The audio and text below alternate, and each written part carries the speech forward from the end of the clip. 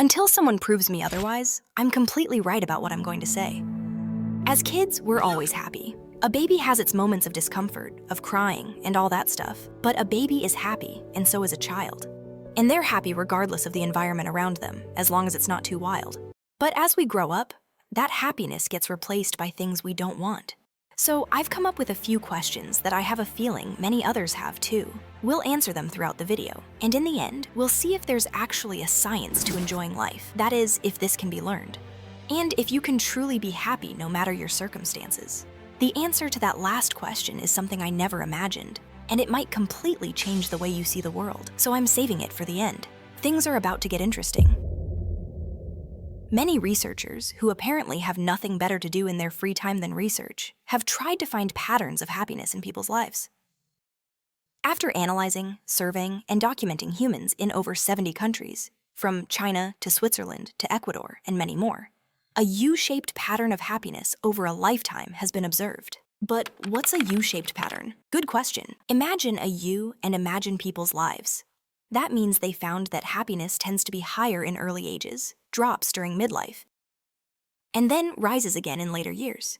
In fact, it was found that the average level of subjective well-being in old age was almost the same as the average level of subjective well-being in childhood. So, do you have to retire to be happy? Statistics say yes, but in a moment you'll see that's not the case. Continuing on, it's interesting that a group led by Professor Andrew Oswald from the University of Warwick, if you ask me whether I know him, yes, he's my neighbor, studied great apes and found that the U-shaped pattern appeared in them as well. And that's really interesting and gives us some cool conclusions. For example, the survival of the happiest. It's known that happiness is linked to longevity, which means that the oldest people might be the happiest, because the unhappy ones didn't make it that far. It's a bit sad to put it that way, but that only explains the second half of the U. What about the first half?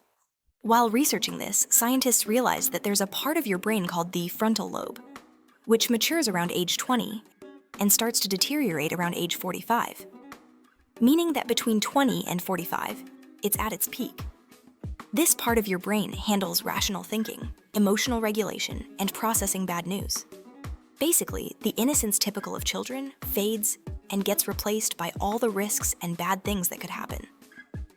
I guess this helped us in the past to avoid getting eaten by lions. And it's what causes the drop in happiness during that stage of life. Could we do things to avoid this? Yes, we could. For example, exposing yourself to less negative information, like the news. News is fine if it's just to stay informed about the state of the world, but everything else is unnecessary.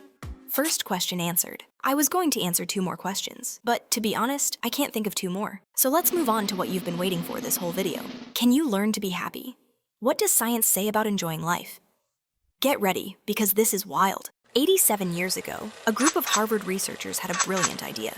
They wanted to find out what makes a person truly happy, from the age of 18 all the way to the end of their life. Excited about the project, they selected 2 groups of people, one made up of Harvard students and the other from a poor neighborhood nearby. They began the study and immediately ran into 5,000 problems. 1, it was super expensive. 2, the researchers would die before the experiment was complete. 3, there was a very high chance that the participants, at some point in their lives, would decide they no longer wanted to take part. But as with everything in life, nothing ventured, nothing gained. So they went for it and dedicated their lives to starting the study and organizing it so it could continue after they were gone. Before the experiment started, they surveyed the participants to ask what they thought would make them happiest and what their main life goals were. 80% said they wanted to be rich, and 50% said being famous would bring them greater well-being. And it turns out, those were the actual predictors of happiness. So have a clear purpose, work really hard to achieve it, and make TikTok videos to gain fame and status. See you in the next video. I'm joking. Before I tell you the real results, I want you to see what they did to get them. For 87 years, 4 different research directors studied the lives of 710 people, following them from the moment they turned 18 until the day they died. They sent them weekly questionnaires, recorded conversations with their partners, observed them at work, analyzed all their medical records, tested their blood, scanned their brains, even interviewed their children. Total madness. Even they don't know how it's lasted this long.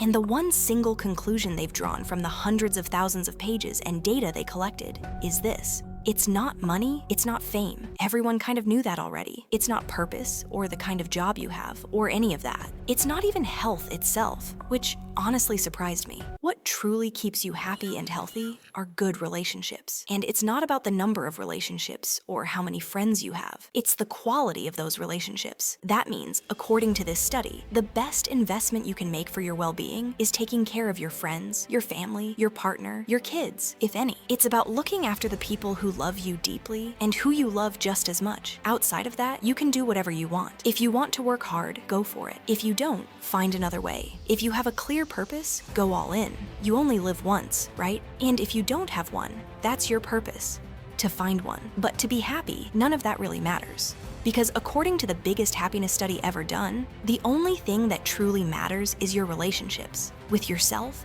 and with others. Everything I just said is explained even better in this video right here. If you watch it, you're gonna love it. Second question answered. See you in the next video.